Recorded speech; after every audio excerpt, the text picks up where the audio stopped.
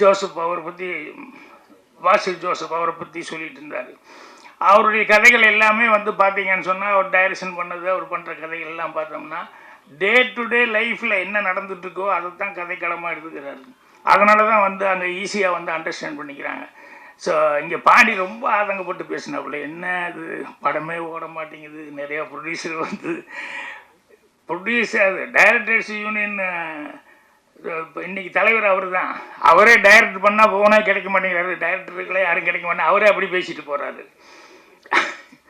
அந்த மாதிரி இருக்கும்போது பாண்டி நீ ஆதங்கப்பட்டு என்ன பண்ண முடியும்?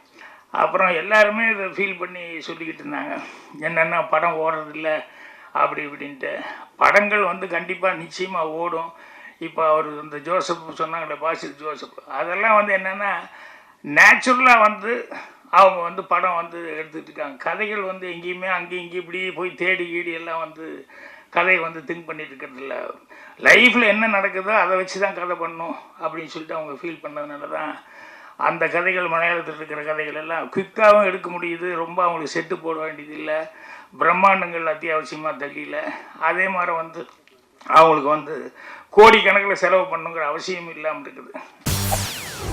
செய்திகளை உடனுக்குடன் தெரிந்து கொள்ள உடனே சப்ஸ்கிரைப் பண்ணுங்க.